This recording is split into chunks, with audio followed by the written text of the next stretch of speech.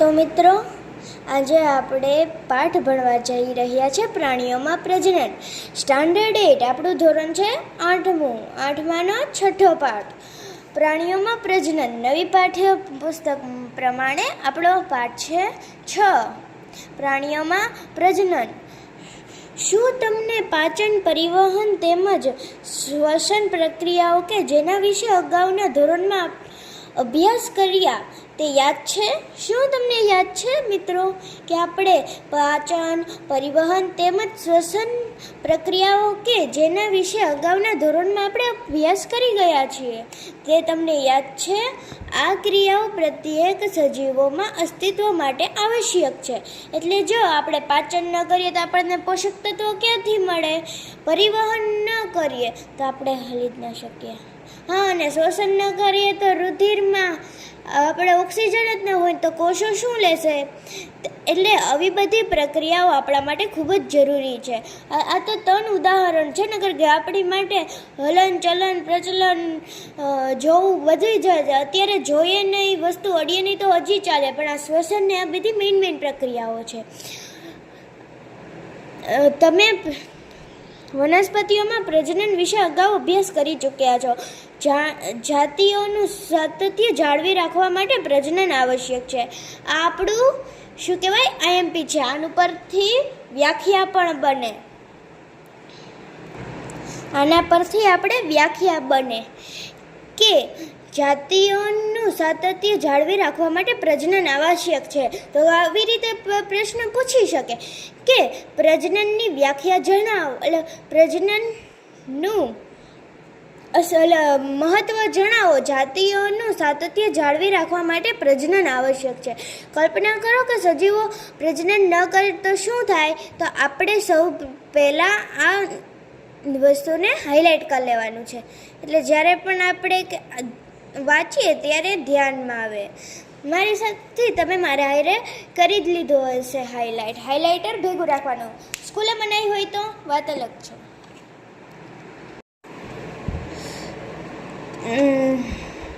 નર પ્રજનન અંગોમાં એક જોડ શુક્રપિંડ, 2 શુક્રવાહિનીઓ અને 1 શિશ્ન આવેલું હોય છે. શુક્રપિંડ નર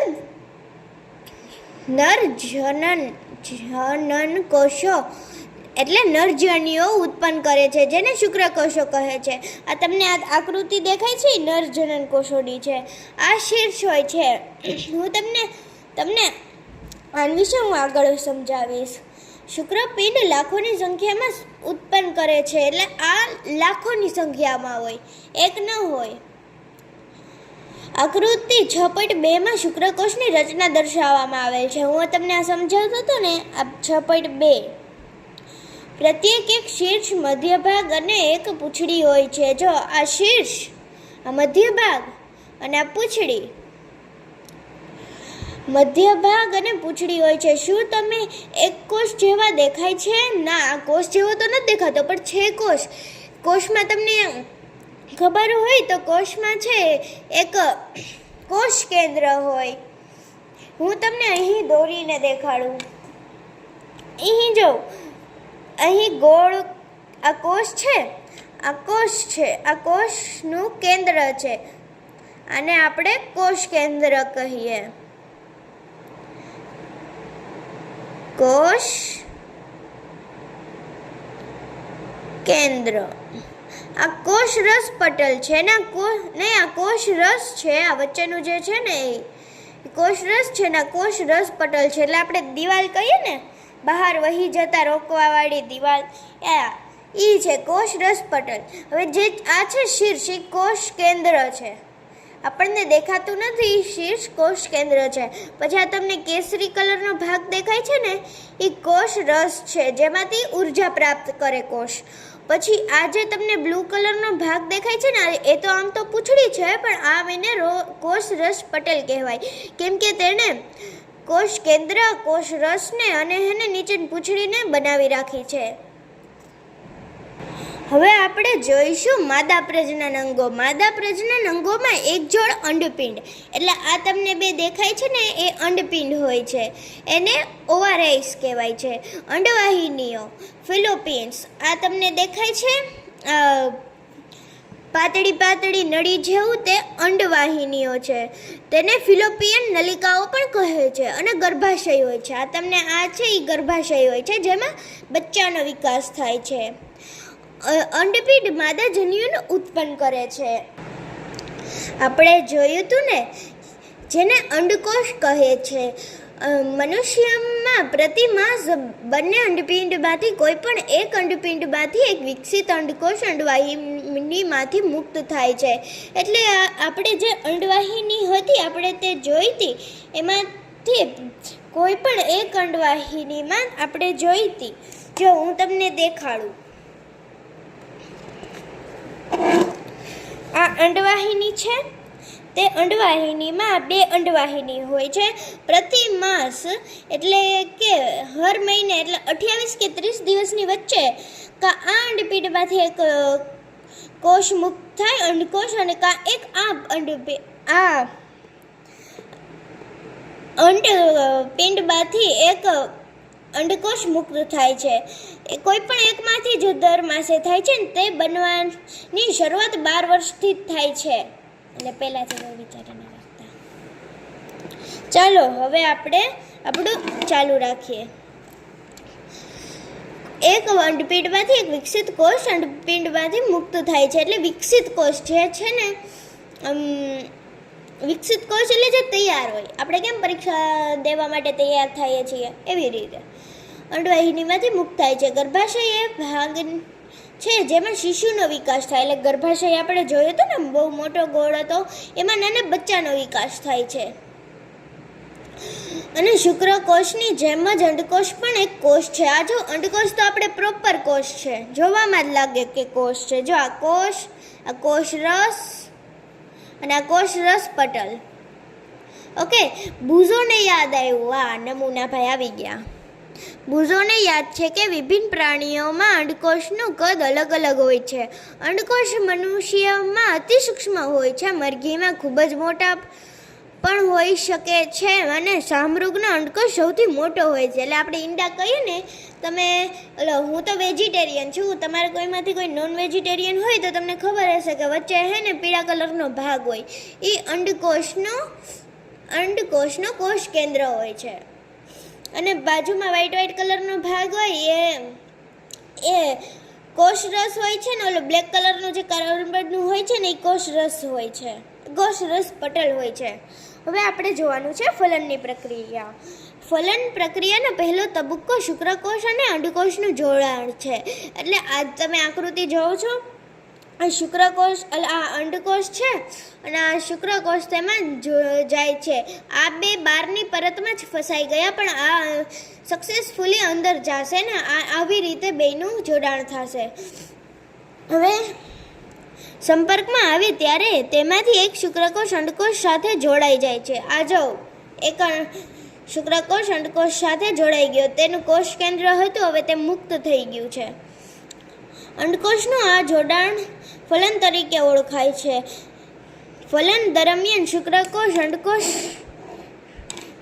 અંડ કેન્દ્રો જોડાઈને યુગ્મ કોષ કેન્દ્ર બનાવે છે. આ તમે જોવો છો ને, આ બે જોડાઈ જશે. ફલનના પરિણામે ફલિત અંડકોષ અથવા યુગ્મનજનું નિર્માણ થાય છે. એટલે હવે આ થશે તો યુગ્મનજનું નિર્માણ થાય ને, યુગ્મનજ હોય છે તેમાંથી ધીરે ધીરે છે ને હાથ પગ ને એવું ઉગે છે. ફલનની પ્રક્રિયામાં માતાનો અંડકોષ અને પિતાનો શુક્રકોષ જોડાણ પામે એટલે નવી સંતતિ કેટલાક લક્ષણો તેની માતામાંથી અને કેટલાક લક્ષણો તેના પિતામાંથી આનુવંશિક થાય છે. એટલે આપણે જે કોષ કેન્દ્ર હોય ને, તેમાં 22 કે 23 જોડ છે ને રંગસૂત્ર હોય છે. એટલે તેમાંથી 22 જોડ છે ને એ તો સરખી જ હોય, પણ જે 23મી જોડ છે ને, એક જોડ તે હે ને પોતાની રીતે અલગ હોય છે. તમારા ભાઈ કે બહેન જુઓ, તેમાં કયા લક્ષણો માતામાંથી અને કયા લક્ષણો પિતામાંથી પ્રાપ્ત થયા છે તે ઓળખવાનો પ્રયત્ન કરો. મારી તો બેન છે, હા, એમાંથી બધા લક્ષણો મારા પપ્પાના છે. એટલે તમારે હોય કે ના હોય મને કાંઈ ફેર નથી પડતો, તમે આમાં ધ્યાન આપો. જે ફલન માદાના શરીરની અંદર થાય છે તેને અંતઃફલન કહેવામાં આવે છે. એટલે ઇન્ટરનલ ફેડરેશન્સ કહેવાય છે. મનુષ્ય, ગાય, કૂતરા તથા મરઘી સહિત અનેક પ્રાણીઓ અંતઃફલન થાય છે. એટલે અંતઃફલન એટલે આપણે ફિલિપિયન નલિકા હતી ને જે એમાં ફલન થાય. આપણે આમ તો ગર્ભાશયમાં ન ફલન થાય. મારા સરનું એમ કેવું છે. મને સાચી ખબર નથી કે હું તો જોવા નતો ગયો. હવે આપણે જોઈએ આ પાનું. શું તમે ટેસ્ટ ટ્યુબ વિશે સાંભળ્યું છે? હા, મેં સાંભળ્યું છે. બુઝો અને પહેલીના શિક્ષકે એક વખત વર્ગખંડમાં જણાવ્યું કે કેટલીક સ્ત્રીઓમાં અંડવાહિની બંધ હોય છે. આવી સ્ત્રીઓને બાળક પેદા કરવા માટે અસમર્થ હોય છે, કારણ કે ફલન માટે શુક્રકોષ અને અંડકોષ સુધી પહોંચી શકતા નથી. આવા કિસ્સાઓમાં ડૉક્ટર તંદુરસ્ત રીતે મુક્ત થયેલ અંડકોષ તેમજ શુક્રકોષો એકત્રિત કરીને યોગ્ય માધ્યમમાં કેટલાક કલાકો સુધી એકસાથે રાખે છે, જેનું IVF તથા ઇનવિટ્રો ફર્ટિલાઇઝેશન કહે છે. એટલે શરીરની બહાર ફલન જઈ શકે. જો ફલન થઈ જાય તો યુગ્મ નજને 1 અઠવાડિયા સુધી વિકસિત થવા દેવામાં આવે છે. એટલે બહાર જ રાખે છે. આપણે શરીરની અંદર નથી, માદાના ગર્ભાશયમાં નથી કરતા. ત્યારબાદ તેને માતાના ગર્ભાશયમાં સ્થાપિત કરવામાં આવે છે. માતાના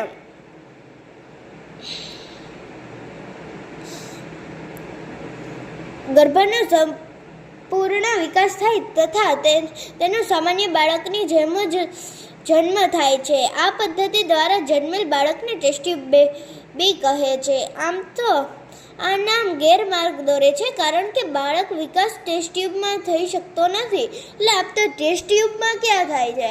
ટેસ્ટ ટ્યુબ બેબી એટલે કહેવામાં આવે છે કે તેનું ફલન ટેસ્ટ ટ્યુબમાં થાય છે. આપણે પાઠ્યપુસ્તક પ્રમાણે આમ હાલવું પડે. નકર તો સાચું જ છે ટેસ્ટ ટ્યુબ બેબી.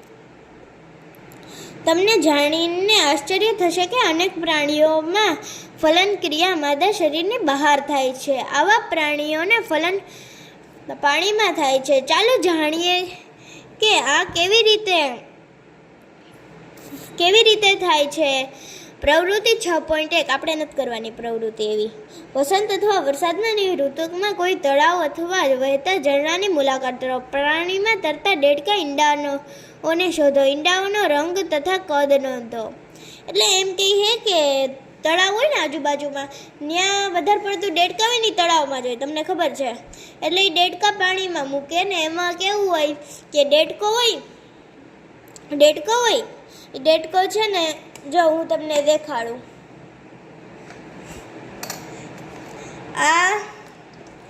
આ માદા છે અને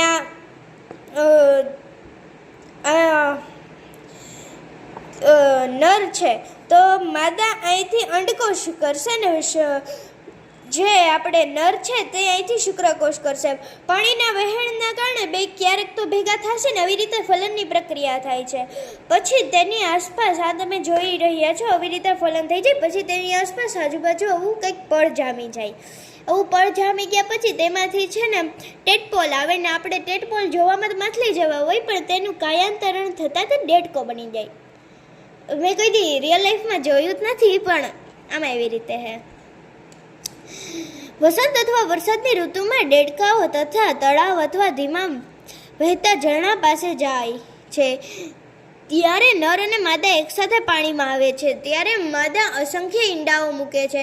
મરઘીના ઈંડાથી વિપરીત દેડકાના ઈંડા કવરથી ઢંકાયેલા હોતા નથી તથા તે તુલનાત્મક રીતે ઘણા કોમળ હોય છે. જેલીનું એક પડ ઈંડાઓને એકસાથે જોડાયેલા રાખે છે, તેનું રક્ષણ કરે છે. આજે હું તમને કહેતો હતો ને, પળ જામી જાય ફલનની ક્રિયા પછી. માદા જેવા અંડકોષ મુક્ત કરે છે, તરત જ નર તેની ઉપર શુક્રકોષનો ત્યાગ કરે છે. પ્રત્યેક શુક્રકોષો તેની લાંબી પૂંછડીની મદદથી પાણીમાં આમ તેમ તર્યા કરે છે.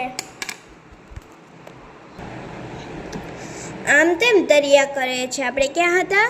શુક્રકોષો અંડકોષોના સંપર્કમાં આવે ત્યારે આવે છે, જેના પરિણામે ફલન થાય છે. આવા પ્રકારનું ફલન જેમાં નર અને માદા પ્રજનન કોષોનો જન્મ માદાના શરીરની બહાર થતો હોય તેને બાહ્ય ફલન કહે છે.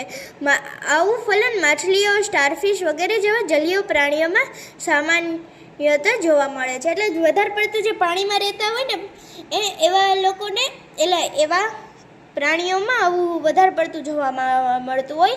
મેં કોઈ દી સ્ટારફિશનું જોયું નથી, સાંભળ્યું નથી, વિચાર્યું નહોતું. આમાં પાઠ્યપુસ્તકમાં છે તો હશે. હાલો આપણા શું કહેવાય બુઝોભાઈ, શા માટે માછલી અને દેડકો એકસાથે સેંકડોની સંખ્યામાં ઈંડા મૂકે છે જ્યારે મરઘી એકસાથે એક જ ઈંડું આપે છે? કેમ કે મરઘીની અંદર અંતઃફલન થાય છે.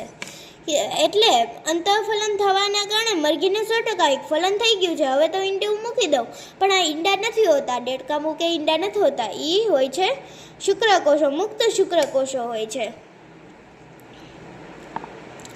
ઓકે, એટલે તેનું ફલન બહાર થાય છે. એટલે નક્કી ન હોય, પાણીના કારણે આમ વહી જાય, આપણે પછી બીજા કોઈ પ્રાણી હોય ખાઈ જાય, પછી નક્કી ન કહેવાય આનું. એટલે વધારે પડતો આપવા રાખે, ચોઈસ હોવી જોઈએ ને. હલો, હવે આની પછીનું પાનું. હવે આ છે આપણે ઓલી પ્રક્રિયા, શું કહેવાય, કેવી રીતે અંડકોષ અંડપિંડમાંથી મુક્ત થાય છે એવી એ પ્રક્રિયા આપણે જોવાની છે. આ પ્રાણીઓ સેંકડો અંડકોષો મૂકે છે. આપણી પહેલી હે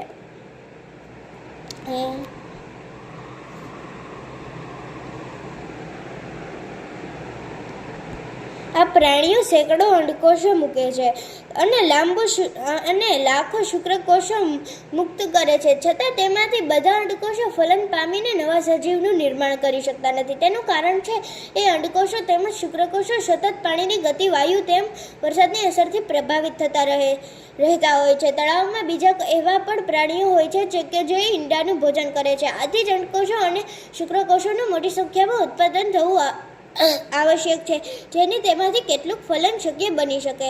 મેં તમને કીધું હતું ને કે અમુક ખાઈ જાય, અમુક રહેવા ન દે, પાણીને કારણે વહી જાય, એવું બધું આમાં કહે છે. આ છે ગર્ભાશય. આ જો આ અંડપિંડમાંથી એક અંડકોષ નીકળો, પછી અહીંથી આપણો શુક્રકોષ તરીને અહીંયા આવતો રહ્યો, અંદર આવી અને અહીંયા બે ભેગા થઈ ગયા, એટલે અહીંયા યુગ્મનજનું નિર્માણ થયું. ધીરે ધીરે વહેતું અહીંયા પૂગે તો અહીંયા થોડુંક વિકસિત થાય, અહીંયા હજી વિકસિત થાય, એટલે એક કોષમાંથી 2 કોષ બને, આમાં 3 કોષ બને, 4 કોષ બને, વધુ કોષ બને, એમ વધતા જ જાય. એવી રીતે અહીંયા વધતા ગર્ભનું નિર્માણ થાય. આપણા હાથમાં અનંત કોષો હોય છે, જેને આપણે ગણવા બેસીએ ને તો એકની પાછળ અનંત મીંડા લાગે ને એટલા કોષો થાય ગણવા બેસીએ તો, જેટલા આસમાનમાં તારા. એક કોષમાંથી ખૂબ જ મોટા સજીવનું નિર્માણ કેવી રીતે થાય છે? હું તમને કીધું ને, એક કોષમાંથી 2 કોષ, 3 કોષ, 4 કોષ, 5 કોષ, એવી રીતે વધતા રહે છે. આ છે ગર્ભાશયની દિવાલ. ગર્ભાશયની દિવાલ હોય એટલે હવે બીજું કોઈ પાછું એન્ટર ના થાય એમ. હવે આપણે વાંચવાનું. ભ્રૂણનો વિકાસ. ફલનના પરિણામ સ્વરૂપે યુગ્મનજનું નિર્માણ થાય છે, જે વિકાસ પામીને ભ્રૂણમાં પરિવર્તિત થાય છે. આકૃતિ 6.8 ક્યાં છે? આ છે 6.8. યુગ્મનજનું સતત વિભાજન થઈને કોષો ગોળાકાર રચનામાં ફેરવાય છે. ત્યારબાદ કોષો સમૂહ બનાવે છે, જે વિવિધ પેશી અને શરીરના અંગો તરીકે વિકાસ પામે છે. આ વિકાસ પામતી સંરચનાને ભ્રૂણ કહે છે. દિવાલ પર આગળ વધુ વિકસિત થવા માટે ભ્રૂણ ગર્ભાશયની દિવાલ પર ચોંટી જાય છે. એટલે અહીંથી આમ આવ્યો, હવે એને ખબર પડી કે હવે તો મને કંઈક પોષક તત્વો મળતા નથી, તો દિવાલમાં ચોંટી જાય. હવે દિવાલમાંથી જે કોષો હોય એ કોષોને જોતા હોય તો ત્યાં તો કંઈક ને કંઈક સપ્લાય હોય તો એનાથી જોઈન્ટ થઈ જાય. આ જાઓ દેખાય છે એવી રીતે. આ એકમાંથી વધુ થયેલું યુગ્મનજ કોષ છે. હવે આપણે બીજું પાનું. આંખો, કાન વગેરે વિકસિત થઈ જાય છે. ભ્રૂણ એ અવસ્થા કે જેમાં બધા જ શારીરિક અંગોની ઓળખ થઈ જાય છે તેને ગર્ભ કહે છે. આ પણ IMP છે અને હું અંડરલાઈન કરી લેજો. આપણે ભ્રૂણ ભણ્યા તેમાં પણ અંડરલાઈન કરી દેજો, હું કહેતા ભૂલી ગયો હતો. જ્યારે ગર્ભનો વિકાસ પૂર્ણ થઈ જાય ત્યારે માતા નવજાત શિશુને જન્મ આપે છે. આ જો એક કોષમાંથી આવું શિશુ બને છે. તમે આમ જ બનના હશો. આ એનો સર છે, આ એના કાન છે, આ એની આંખો છે, નાક છે, મોઢું છે, પગ છે, હાથ છે. આ બધા અંગોને ઓળખી શકાય છે. મરઘી પણ અંતઃફલન થાય છે. તો શું મરઘી મનુષ્ય અને ગાયની જેમ બચ્ચા જન્મ આપે છે? તમે જાણો છો મરઘીના બચ્ચા જન્મ આપતી નથી, તો પણ પછી મરઘીનું બચ્ચું કઈ રીતે જન્મ લે છે? ચાલો જાણકારી મેળવીએ. ફલન પછી તરત જ યુગ્મનજ સતત વિભાજન પામ્યા કરે છે અને અંડવાહિનીમાંથી નીચેમાં તરફ ખસતો રહે છે. તેનું નીચેની તરફ ખસની સાથે સાથે તેની આજુબાજુ અનેક સુરક્ષિત પળ બનતા જાય છે. એટલે મેં તમને કીધું ને ઓલું કાર્બનનું, આપણે કાર્બન કે નહીં, કેલ્શિયમ કાર્બોનેટ. હા, હું ભૂલી ગયો હું. મરઘીના ઈંડા પર જોવા માટે કઠણ કવચ પણ આવું જ એક સુરક્ષિત પળ છે. એ કેલ્શિયમ કાર્બોનેટ હોય.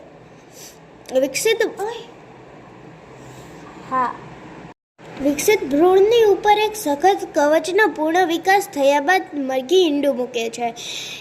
મરઘીના ઈંડામાંથી બચ્ચું બનવા માટે 3 અઠવાડિયા જેટલો સમય લાગે છે.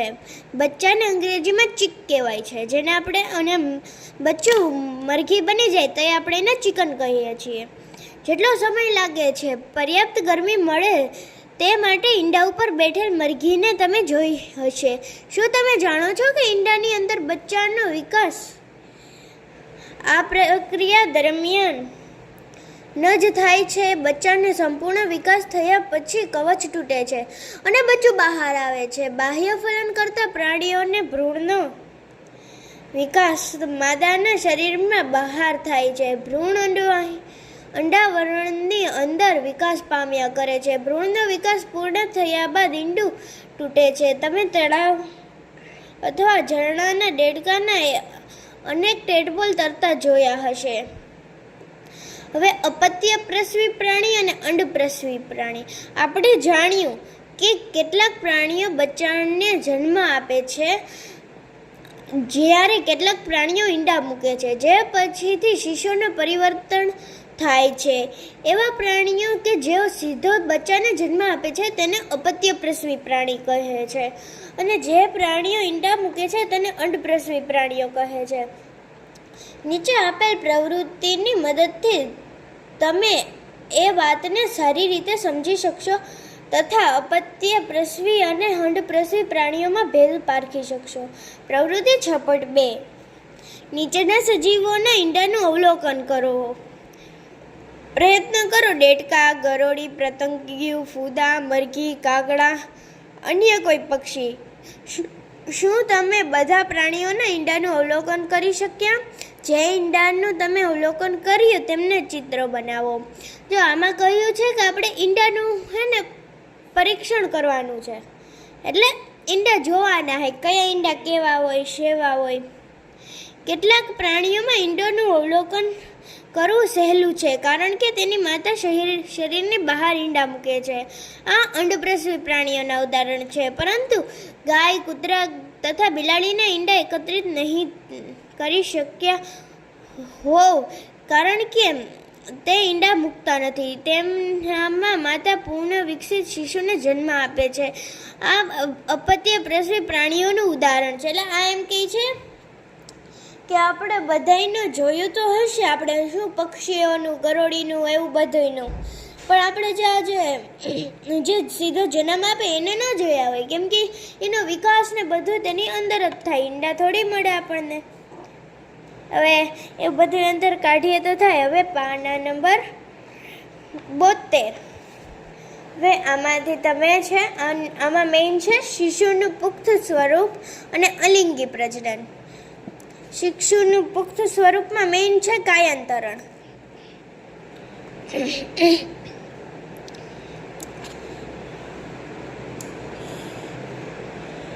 શું તમે અપત્યપ્રસવી તેમજ અંડપ્રસવી પ્રાણીઓના થોડા વધુ ઉદાહરણ આપી શકો છો? શિશુમાંથી પુખ્ત સ્વરૂપ. નવજાત જન્મેલા પ્રાણી અથવા ઈંડા તૂટવાથી નીકળેલા પ્રાણી ત્યાં સુધી વૃદ્ધિ કરતા રહે છે જ્યાં સુધી તે પુખ્ત ન થઈ જાય. કેટલાક પ્રાણીઓમાં નવજાત બચ્ચા પુખ્ત પ્રાણીઓની સાવ અલગ જ દેખાય છે. આકૃતિ 6.10 દેડકાનું જીવનચક્ર દર્શાવેલું છે. એટલે આ જીવનચક્ર છે દેડકાનું. આ દેડકો ઈંડા મૂકે, ઈંડામાંથી ટેડપોલ બને એટલે બાળ ટેડપોલ, એમાંથી મોટો ટેડપોલ બને ને મોટો ટેડપોલમાંથી પાછો દેડકો બને, એ દેડકો પાછા ઈંડા આપે. એવી રીતે હાયલા જ રાખે. દેડકામાં ઈંડાની શરૂઆત કરીને પુખ્તતા સુધીની તમામ અવસ્થાનું નિરીક્ષણ કરો. આપણે 3 સ્પષ્ટ અવસ્થાઓ અથવા તબક્કાઓ જોઈ શકીશું, જેમ કે ઈંડા, ટેડપોલ, પુખ્ત. શું ટેડપોલ પુખ્ત દેડકાથી ભિન્ન દેખાતા નથી? શું તમે કલ્પના કરી શકો કોઈ દિવસ આ ટેડપોલ એક પુખ્ત દેડકો બની જશે? ટેડપોલ કૂદી શકતા અને તરવા માટે સક્ષમ પુખ્ત દેડકામાં પરિવર્તિત થાય છે. કેટલાક વિશેષ પરિવર્તનો સાથે ટેડપોલનું પુખ્તમાં રૂપાંતરણ પામવાની ક્રિયાને કાયાંતરણ કહે છે.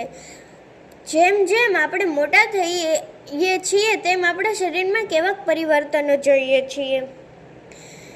શું તમે વિચારો છો કે આપણું પણ કાયાંતરણ થાય છે? મનુષ્યમાં જન્મ સમયથી જ નવજાત શિશુમાં પુખ્ત જેવા જે શારીરિક અંગો આવેલા હોય છે.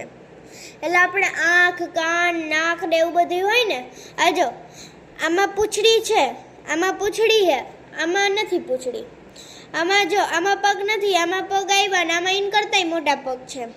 આમાં હાથ નથી, આમાં હાથ નથી, આમાં હાથ છે. આમાં મોઢું નથી, આમાં મોઢું છે પણ મોટું મોઢું છે. તમે જોઈ શકતા હશો. અહીંથી ને અહીંયા સુધી છે અને અહીંથી નાનું થઈ ગયું. બધી અવસ્થામાં કંઈક ને કંઈક અલગ વસ્તુ છે.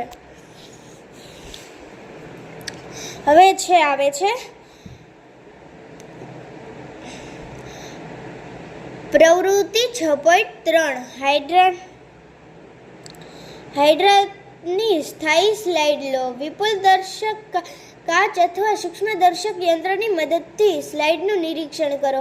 પિતૃ શરીર પર કોઈ ઉપસેલી સંરચનાની તપાસ કરો. વિવિધ સ્લાઇડમાં જોવા મળતી આ ઉપસેલી સંરચનાની સંખ્યાની ગણતરી કરો. તેનું કદ નોંધો. તમને દેખાતી હોય તેવી હાઇડ્રાની આકૃતિ દોરો. આકૃતિ 6.11 સાથે તેની સરખામણી કરો.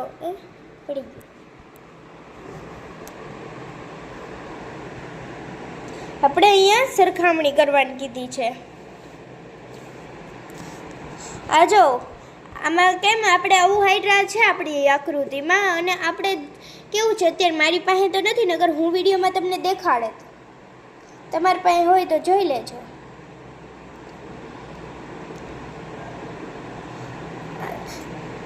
પ્રત્યેક હાઇડ્રામાં એક કે તેથી વધુ ઉપસેલા ભાગ જોવા મળે છે.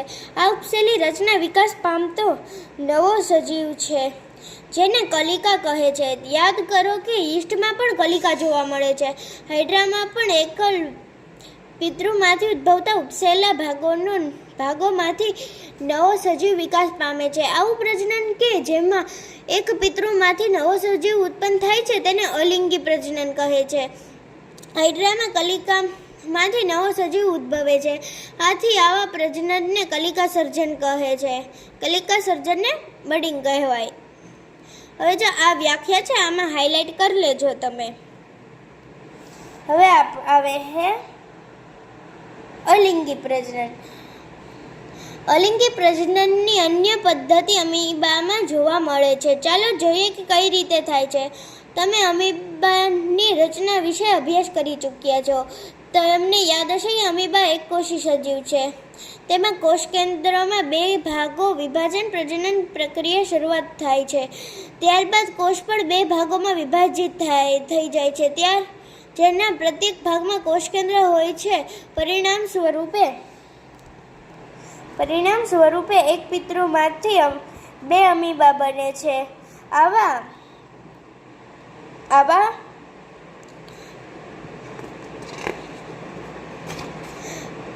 પ્રકારની અલિંગી પ્રજનન કે જેમાં સજીવ વિભાજિત થઈને બે સંતતિ ઉત્પન્ન કરે તેને દ્વિભાજન કહે છે. તમે જોઈ રહ્યા છો અહીંયા કે તમે અહીંયા જોઈ રહ્યા છો કે આ જે તમને દેખાય છે આ એક અમીબા છે, સાદું અમીબા, એટલે પુખ્ત વયનું અમીબા દેખાય છે, મોટું છે. પછી તેમાંથી કોષકેન્દ્ર વિભાજન પામે છે. જો અત્યારે હજી જોઈન્ટ છે, કોષકેન્દ્ર વિભાજન પામી ગયું. હવે તેમાંથી કોષરસ વિભાજન પામે છે ને હવે જો બે અલગ અલગ અમીબા બની ગયા. આવી રીતથી થાય છે. આપણે ઘરમાં ભાગલા પડે ને એવી રીતે બધાયને હરખું મળે. હવે છે પાછળ.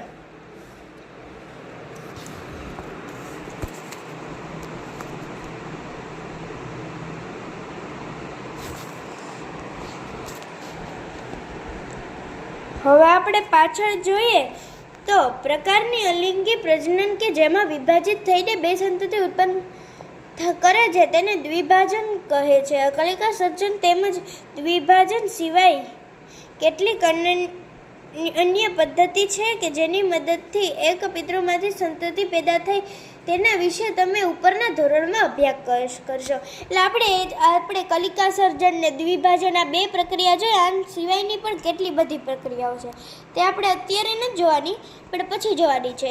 આ ડોલીનું છે, આ ડોલીની કહાની છે. ડોલીની કહાનીમાં બહુ કંઈ યાદ રાખવાનું નથી. ફિન ડોર્સેન્ટ ઘેટું અને બ્લેક સી. ફિન ડોર્સેન્ટનું કોષરસ પટેલ રાખ્યું ને સ્કોટિશ બ્લેક ફેસ ઈવનું કોષકેન્દ્ર રાખ્યું. તો આ બે પછી આ છે બ્લેક સ્કોટફિશ બ્લેક ફેસ ઈવ ના ગર્ભાશયમાં મૂકી દીધું ને જે બની એને ડોલી નામ આપવામાં આવ્યું. એટલે આને છે ને ક્લોનની પ્રક્રિયા કહેવાય. ક્લોન સમજાણું? તો અહીં આપણે વિડીયો ખતમ કરીએ છીએ. મને આશા છે કે તમને બધું સમજાઈ ગયું હશે. થેન્ક્સ.